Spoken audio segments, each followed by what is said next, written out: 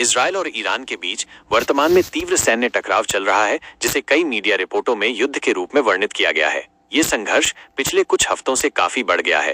ताजा अपडेट 21 जून 2025 तक।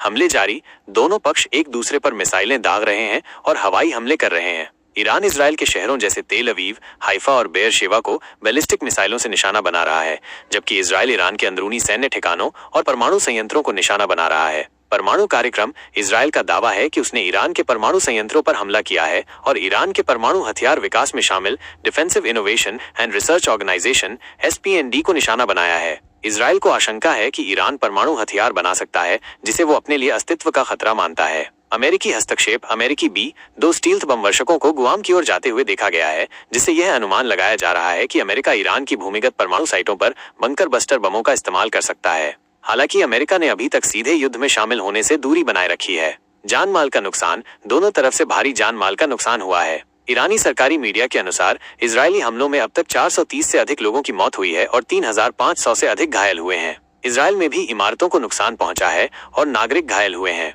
भूकंप। इजरायल के हमलों के बीच ईरान में 2 बार भूकंप के झटके महसूस किए गए हैं, जिससे परमाणु बम परीक्षण की संभावना पर अटकलें लगाई जा रही हैं। भारत की स्थिति। भारत ने दोनों पक्षों से मामले को आगे न बढ़ाने की अपील की है और अपनी तटस्थ स्थिति बनाए रखी है। हालांकि भारत में इस मुद्दे पर राजनीतिक बहस छिड़ गई है, जिसमें कुछ नेता सरकार की चुप्पी पर सवाल उठा रहे हैं।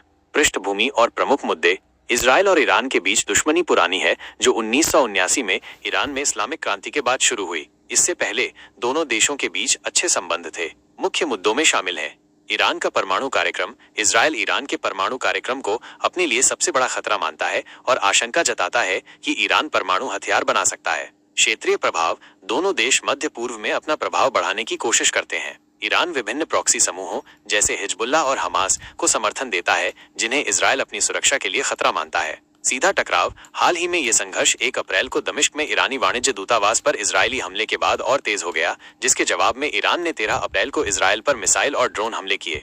वर्तमान स्थिति बेहद तनावपूर्ण है और क्षेत्रीय तथा वैश्विक स्थिरता के लिए गंभीर चिंता का विषय बनी हुई है।